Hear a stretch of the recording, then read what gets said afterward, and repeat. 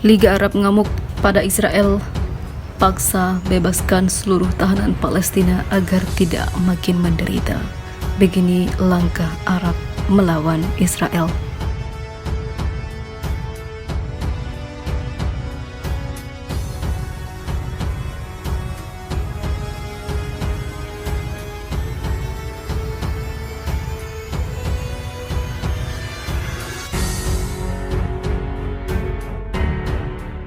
Liga Arab meminta masyarakat dan lembaga hukum internasional untuk terus menekan rezim Zionis agar membebaskan seluruh tahanan Palestina, terutama tahanan lama dan juga sakit, perempuan dan anak-anak, juga supaya menyerahkan jenazah syuhada Palestina yang gugur di sana.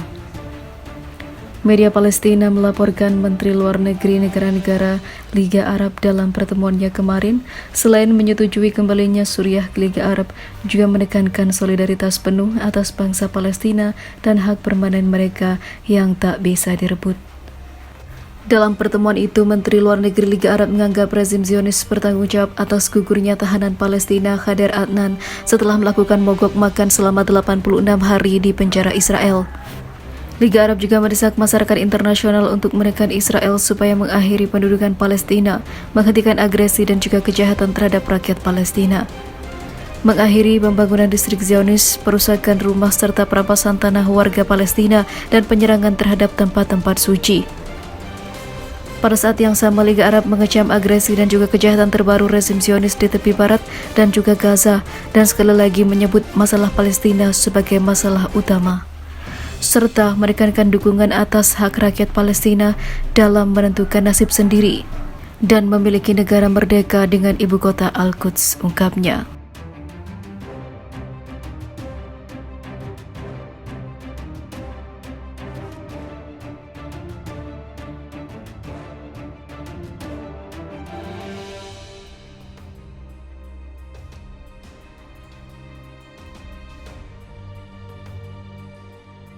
Gawat, Parlemen Arab tetapkan pemukim ilegal Israel sebagai teroris.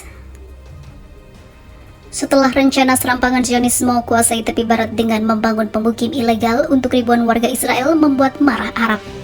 Hal ini membuat Parlemen Arab bersikukuh menetapkan mereka sebagai teroris yang mau mengambil alih hak orang lain dengan kekerasan dan pertumpahan darah yang tak berujung. Hal ini membuat terkejut Perdana Menteri Israel karena mereka merasa telah melakukan segalanya dengan benar. Sementara itu, Parlemen Arab juga mengutuk situasi keamanan yang semakin memburuk di tepi barat dan tindakan kekerasan yang dilakukan oleh milisi pemukim terhadap rakyat Palestina di berbagai kota, termasuk kota Hawara di selatan Nablus. Dalam pernyataannya pada Selasa yang dikutip media Al-Hadad, Parlemen Arab menegaskan bahwa teror pemukim terhadap warga Palestina yang tak berdaya telah menjadi metode yang sistematis dan meminta tindakan segera dari komunitas internasional dan Dewan Keamanan untuk menghentikan serangan pemukim yang berulang dan terus-menerus terhadap rakyat Palestina dan juga harta benda mereka.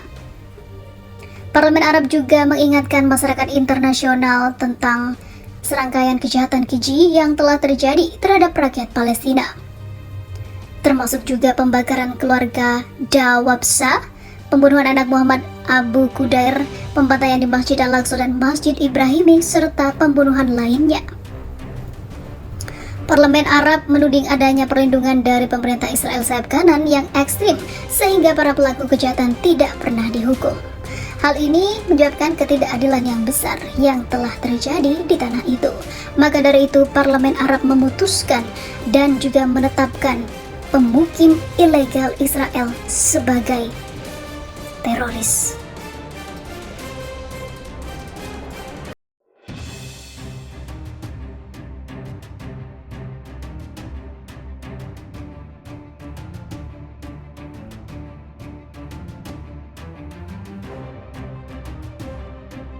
Negara-negara Arab mengajak dunia menekan Israel bertindak sewenang-wenang di Palestina.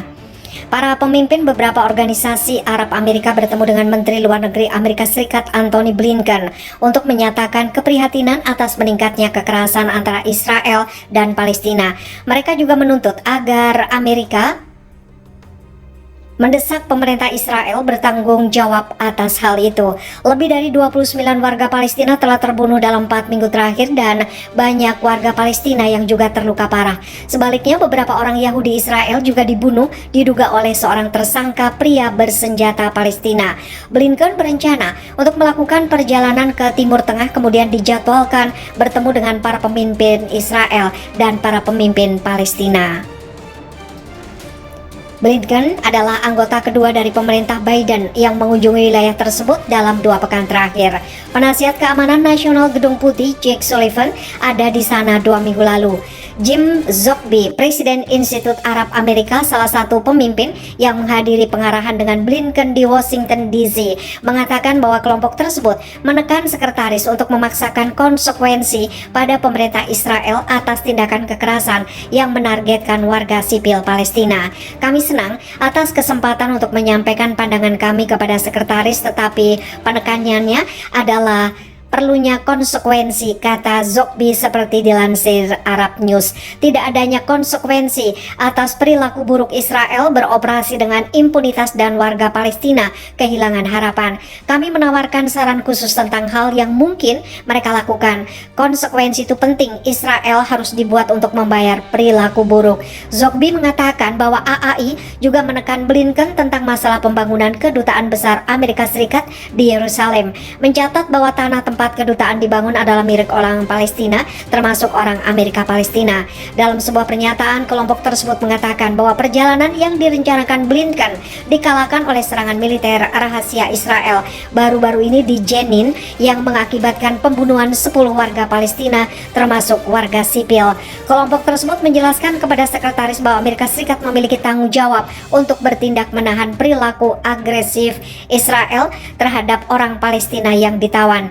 Jika pemerintah ingin memenuhi komitmennya terhadap nilai yang setara antara orang Israel dan Palestina dan hak mereka atas keamanan, kemakmuran, dan martabat, kelompok tersebut bersikeras bahwa sekretaris tersebut menunjukkan ketegasan dan tekad untuk mengendalikan perilaku Israel.